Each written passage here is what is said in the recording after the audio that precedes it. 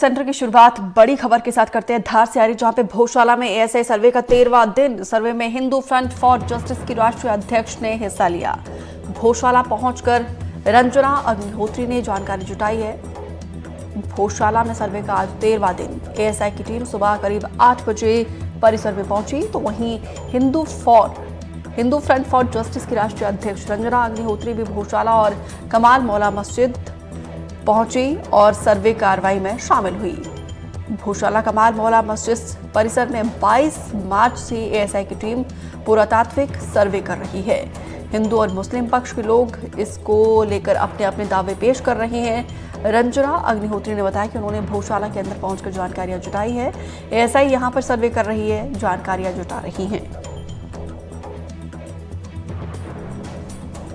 Hindu front for justice की national president है रंजना अग्निहोत्री, जो आज के सर्वे में शामिल होने के लिए पहुंची। आज 13वां दिन सर्वे का और दोनों ही पक्षों की तरफ से अपने अपने दावे किए जा रहे हैं।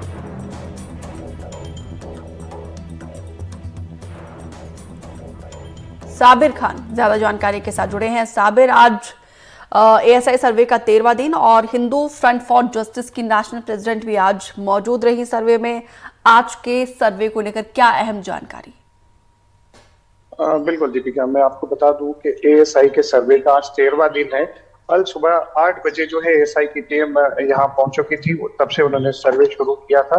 शाम की 5 बजे उन्होंने अपना सर्वे खत्म किया है। इस बीच हिंदू फ्रंट फॉर जस्टिस की राष्ट्रीय अध्यक्ष रंजना अग्निहोत्री जो यहाँ पहुंची थी, उन्होंने सर्वे में भाग लिया और साथ ही कई प्रकार की जो है जानकारियां जुटाई।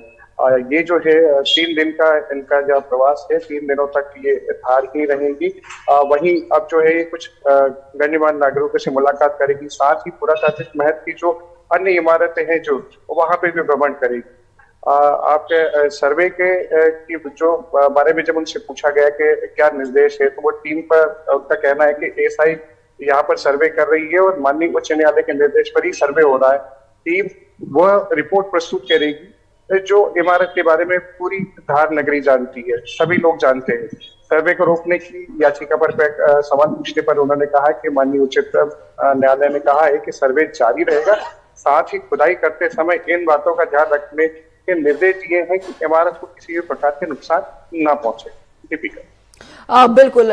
साबिर, देखिए 13 दिन हुए हैं। 13 दिन के सर्वे को लेकर ओवरऑल क्या जानकारी आप देना चाहोगे दर्शकों को, और ये सर्वे कितने दिन और चलेगा?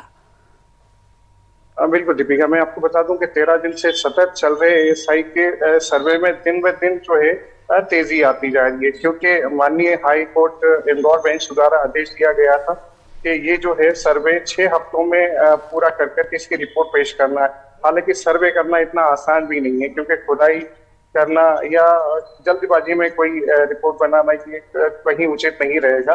तो सर्वे जो है बड़ी सूक्ष्मता से, बड़ी बारीकी से जो है विभिन्न तरह के जो पैटर्न हैं, जैसे कि कार्बन डेटिंग हुआ, जीपीएस हुआ, जीपीआर हुआ, मैपिंग हुई, फोटोग्राफी, वीडियोग्राफी, इस तरह की विभिन्न विधाओं के जरिए जो है सूक्ष्मता से जो है सर्वेक्षण किया जा रहा है। और इस सर्वेक्षण में संभवतः इसका समय तो नहीं बताया जा सकता दर्शकों को, लेकिन ये मान के चलिए कि ये जितना समय माननीय कोर्ट द्वारा दिया गया है, कहीं ना कहीं टीम को ये समय भी कम पड़ सकता है। तो संभावना ये है। अच्छा साबिर, एक और सवाल का जवाब मैं आपसे चाहती हूँ।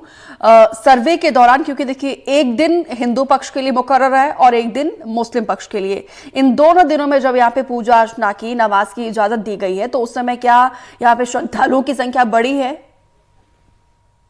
जी बिल्कुल, मैं बता दूं कि अगर मंगलवार की हम बात करें तो मंगलवार के दिन सूर्योदय से लेकर सूर्यास्त तक हिंदू समुदाय को यहाँ पर अनुमति रहती है, प्रवेश की अनुमति रहती है। कुछ अक्षर के साथ में वो अनुमति कर सकते हैं। और इसी के साथ में शुक्रवार के दिन भी जो है दोपहर 1 बजे से लेकर के 3 बजे तक मुस्लिम समुदाय को नमाज पढ़ने की अनुमति रहती है। इस बीच में जो हर मंगलवार को जो संख्या रहती थी, चूंकि अब एक अहम विषय है जो लंबे समय से चला आ रहा है और इस बीच सर्वे चल रहा है, तो सभी की जिज्ञासा बढ़ी है। इस बीच में मंगलवार को जो है श्रद्धालुओं की संख्या बढ़ी है मंगलवार के दिन, और शुक्रवार की बात करें तो शुक्रवार को भी नमाजियों की संख्या बढ़ी है। चलिए ठीक है साबिर, बहुत बहुत शुक्रिया विस्तार से जानकारी साझा करने के लिए।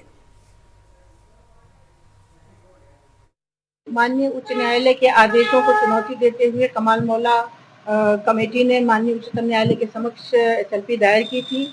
उच्चतम न्यायालय ने उसमें ये कहा है कि एएसआई की जो प्रक्रिया है वो जिस प्रकार यथावत है वो चलती रहेगी, परंतु बिल्डिंग के किसी भी भाग को कोई भी क्षति ना पहुंचाई जाए। किसी जो बिल्डिंग के जो बने हुए कंस्ट्रक्टेड पार्ट हैं उनका एक्सकेवेशन ना हो।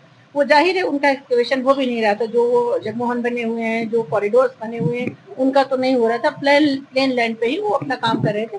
बाकी अंदर की फोटोग्राफी वीडियोग्राफी जैसी चल रही है वैसे चलेगी।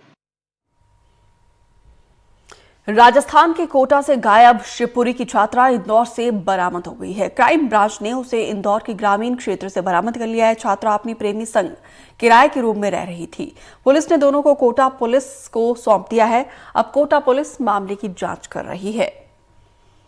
देखिए, शिवपुरी की इस छात्रा के इसने खुद अपने प्रेमी के साथ मिलकर खुद के गायब होने की स्क्रिप्ट लिखी थी और बाकायदा और गायब होने का पर अपने पिता से फिरौती भी मांगी गई थी। और हालांकि कोटा पुलिस के द्वारा ये कहा गया था कि इसमें कुछ ना कुछ संशय है, ये कोई क्राइम नहीं है, ये इसमें छात्रा का खुद का इन्वॉल्वमेंट है, ये कोटा पुलिस के द्वारा कहा गया था। अब देखिए, इंदौर पुलिस ने छात्रा को अपने प्रेमी के साथ बरामद कर लिया है। वो इंदौर के एक ग्रामीण इलाके में अपने प्रेमी के साथ रह रही थी और इंदौर पुलिस ने इस छात्रा को कोटा पुलिस को सुपुर्द कर दिया है।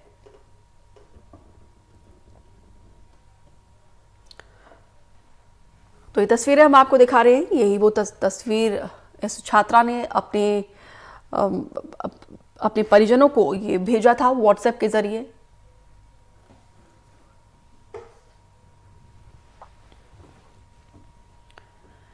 पंद्रह दिन पहले राजस्थान के कोटा से एक 21 साल की छात्रा जिस तरीके से गायब हुई थी उससे हर कोई हैरान रह गया था।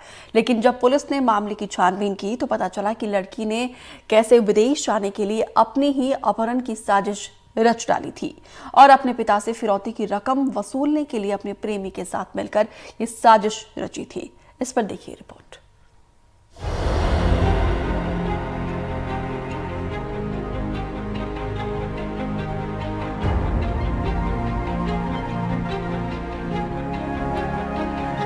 पुलिस ने ऐसा कुछ नहीं बताया कि सुराग लग गया। पुलिस ने ऐसा कुछ नहीं कहा कि सुराग लग गया, लेकिन पुलिस ये कह रही है हम अपनी कार्रवाई कर रहे हैं और सतत जारी है कार्रवाई। अब सर कार्रवाई चल रही है तो तब तक तो संतुष्टि रखनी पड़ेगी बनू कार्रवाई। अपनी बेटी की ऐसी हालत देखकर कोई भी पिता सदमे में आ जाए। रोते हुए अपनी लापता बेटी के लिए परेशान होते इस पिता का दर्द पिछले महीने सबने देखा था। तब ये अपनी 21 साल की बेटी के लापता हो जाने पर परेशान थे और बहुत डरे हुए भी, क्योंकि इन्हें अपनी बेटी की एक फोटो फोन पर मिली थी जिसमें बेटी के हाथ पांव बंधे थे और उसे छोड़ने की एवज में 30 लाख की फिरौती की मांग की गई थी। मजबूर पिता ने ज्योतिरादित्य सिंधिया तक से गुहार लगा दी कि बेटी को ढूंढने में मदद की जाए और ज्योतिरादित्य सिंधिया ने खुद लड़की के पिता से फोन पर बात कर हर संभव मदद का भरोसा दिया। हाँ, कैसे हो आप? मुझे बहुत दुख हुआ है। मेरे पास शब्द नहीं है अभी कहने के लिए। मैं समझ रहा हूँ आपके ऊपर क्या बीत रहा है, पर आप बिल्कुल चिंता मत करो। अपनी पत्नी का देखभाल करो और ये मेरी जिम्मेदारी है। मैंने अभी मुख्यमंत्री राजस्थान से मैंने अभी बात की है और मैंने कहा है कि हम लोगों को तहकीकात करके जल्द से जल्द हमारी बच्ची को वापस लाना है और पूरी वहाँ राजस्थान की पुलिस को भी उन्होंने निर्देशित कर दिया है। मेरी जिम्मेदारी है, मैं पीछे पड़ रहा हूँ। आप बिल्कुल चिंता मत करो। बेटी आपकी केवल नहीं है, बेटी मेरी भी है। लेकिन किसे पता था कि ये लड़की और उसका बॉयफ्रेंड मिलकर घर से लेकर सिस्टम और सिस्टम से लेकर मंत्री तक को सकते में डाल देंगे। विदेश जाने की मंशा से रचे ड्रामे से सबको हैरान परेशान कर देंगे। शिवपुरी की रहने वाली लड़की के माता पिता ने अपनी बेटी को पढ़ाई के लिए राजस्थान के कोटा भेजा था, लेकिन वो अचानक से कहीं गायब हो गई। गायब होने के पीछे खुद लापता लड़की काव्या और उसका एक दोस्त शामिल था, जिन्होंने खुद ही अपहरण की साजिश रची और दोनों ने मिलकर लड़की के पिता को लड़की के हाथ पांव बांधकर एक तस्वीर भेज दी और 30 लाख की फिरौती की डिमांड कर दी। तो 30 लाख रुपए फिरौती की मांग की। मैंने उसको लिखा चैट पे, मैं 30 लाख रुपए कहाँ से लाऊंगा? इतनी बड़ी रकम इतनी जल्दी मैं अपनी पूरी प्रॉपर्टी बेच के भी नहीं कर पाऊंगा। मध्य प्रदेश और राजस्थान की पुलिस उन्हें लगातार तलाश कर रही थी और 15 दिन बाद पुलिस के हाथ कामयाबी लगी। पुलिस ने लड़की को इंदौर से उसके दोस्त के साथ पकड़ लिया। इंदौर क्राइम ब्रांच के एडिशनल डीसीपी ने बताया कैसे उनकी टीम को लापता लड़की का सुराग मिला।